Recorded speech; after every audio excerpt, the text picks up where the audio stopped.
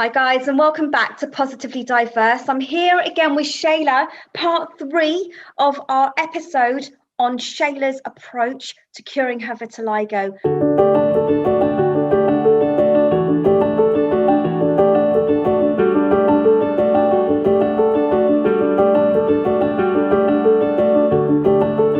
So Sheila, welcome back to Positively Diverse on our channel.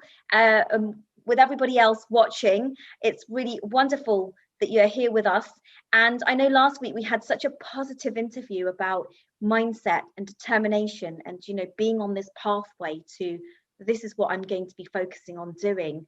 But I really want to know, I mean, what kind of bumps and difficulties did you have? Did you have any difficulties along the way? Definitely. I mean, you know, when it comes to healing, there's never a smooth sailing road. There's always going to be something that, you know, pops up that, you know, is going to be a bit of a struggle or, you know, something unexpected. And in my case, I actually, in the middle of last year, I started getting a lot of pimples on my face. And I don't know if I would describe it as acne, but it started getting really bad, and I had no idea why I was now all of a sudden breaking out. And so I had to deal with that for a few months, and only recently did I clear my skin. So yeah, it was something that was, you know, a bit unexpected, but I still continued to do everything I was doing. You know, I still knew that what I was doing was the right thing to do, and I just had to remind myself, you know, my body knows exactly what it's doing. I'm, you know, giving it the right foods and everything. And I just need to trust my body that whatever is happening in my body is going to help me. And I kind of looked at it as though my body was just detoxing. Like there was obviously stuff inside my body that needed to come out and I needed to get rid of. So I just trusted the process, and here I am, no pimples, hydrated skin. My skin is completely back to normal. Can you now share with us about what you're actually doing, what you're doing on a day-to-day basis? So my day-to-day is very simple in terms of, you know, what I eat.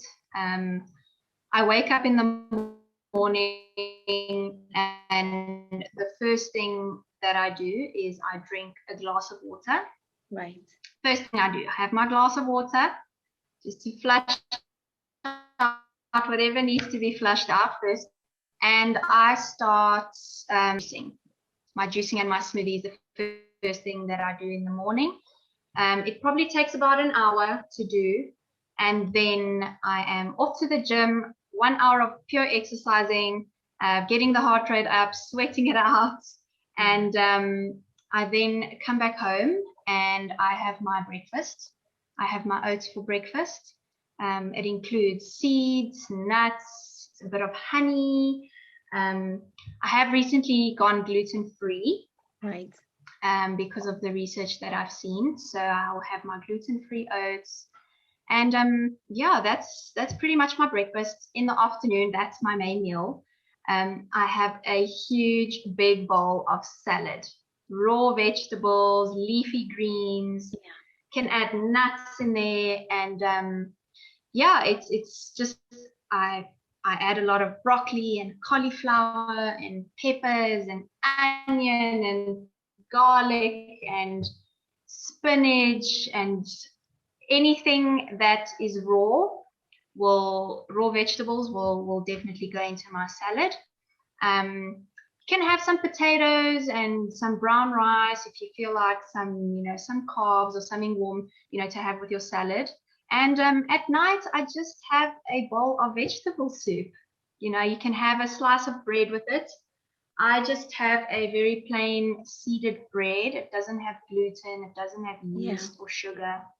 And can have it with some avo, can have it with some a nut butter or banana. And that's pretty much me. It's very simple meals. It's really nothing complicated. And that is what I eat every day. we talk about having the colors on the plate. So, you know, have the Yes. rainbow of colors on your plate. Would you say that you're Yes. getting your protein? Would you say you're getting your protein from this diet? Would you say that you're getting enough carb in that diet? Oh, definitely. Well, I have a lot of beans as well. That's something I forgot to mention. okay. I add a lot of beans, and a lot of people ask about vitamin B12 as well. And something I do incorporate is nutritional yeast, and that has a lot of your B vitamins. And I put that in my salad every single day with some olive oil and pure apple cider, unfiltered vinegar. And yeah, the more colorful your salad, the better. Do you take any additional vitamins? Because obviously you're getting quite a lot from your diet. So do you supplement with additional vitamins as well? I don't. I used to, when I was trying to figure out my diet and, you know, trying to sort of get some direction. Yeah. But because I started healing, I was healing without the vitamins. I thought, you know what, let me stop, because I'm eating such a wide variety of vegetables and beans and potatoes, and I'm adding so much into my diet, such a variety. I told myself, you know what, I'm eating enough, so I'm going to stop the vitamins. And I stopped, and I continued to heal. It's just amazing. I mean, like, so it is such a simple diet, yet so effective, and you feel that difference within your body. You feel it, and you're continuing to do it because you can feel that difference. What would you say to someone watching this who's thinking about a plant-based diet? What's, you know, is there any bit of advice you'd give them? Consistency is key, but also people can take baby steps in the beginning. You know, you don't need to change everything overnight. It can be extremely overwhelming, and it can actually put you off, and it might just seem like too much. So, you know, start with one thing, and then once you've, you know, mastered that, then you start with another thing. And those small things turn into habits, and eventually you realize, you know, how many changes you've made over a certain period of time. And I definitely root for a plant-based diet. You know, it makes me feel good. I feel fantastic. My health is, you know, fantastic. So, you know, if it makes you feel good, then, you know, keep on doing it. And a lot of people give up too soon. And you know, people need to believe that what they are doing is the right thing to do. And what I did for me to keep that motivation going, you know, to keep reminding myself that, you know what, this is the right thing. I kept watching video after video after video of different doctors and people talking about the same thing over and over again. And, you know, that's what's kept me going. And I think for a lot of people, they need that motivation, and they need to keep hearing that, you know, going plant-based is the best way to go. And this is exactly what I wanted to also talk about as well.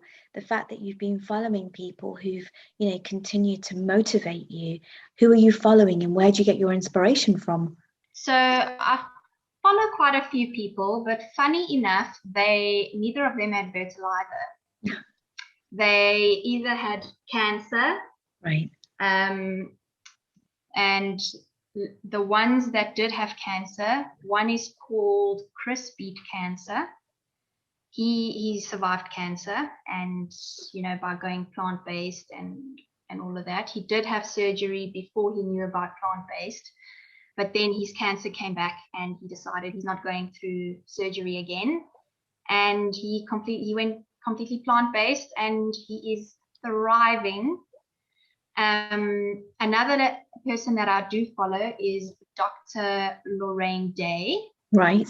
She's also a cancer survivor, and she went completely plant-based, and she cured her cancer. I think, if I'm not mistaken, she's 83 years old, and she doesn't look a day over 60. Wow. Wow.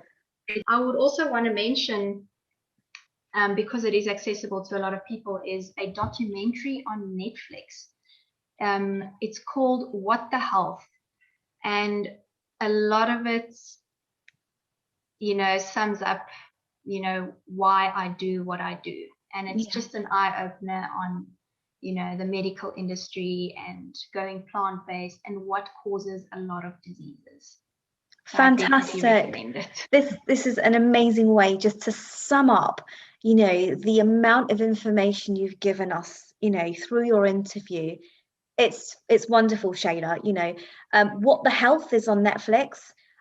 Sheila, you're going to share some of the links of the doctors and the people that you follow. So guys, if you're interested in following and finding out more about Sheila's approach, we're going to provide all the information at the bottom of this YouTube video today. If you've got any questions directly for Sheila, please post them in the comments, and Sheila will respond to them, or I will respond to the comments and feedback. Sheila, there is just so much, and I'm sure we could just go talking again, and with all the information that you have and the experience that you've kind of gone through and that are going through, and there's so much to update us on. If anybody does want to get in touch with you, how can they do that? So I have a website, and it is called Facing Vitiligo, so www.facingvitiligo.com. And there's a contact page where people can email me, or on my Instagram page at Facing Vitiligo, people can also, go and check it out and message me if they need to. And guys, we'll be providing all of that feedback and all of the resources and the links and Sheila's contact details at the end of this YouTube video. We really hope that you have enjoyed watching the series with Sheila Tavares. It's been an absolute pleasure having you join me over the last 3 weeks. And I really look forward to continuing to follow you and to see what your next steps are. Thank you for watching. Thank you for staying tuned, and look forward to seeing you next week. Thank you.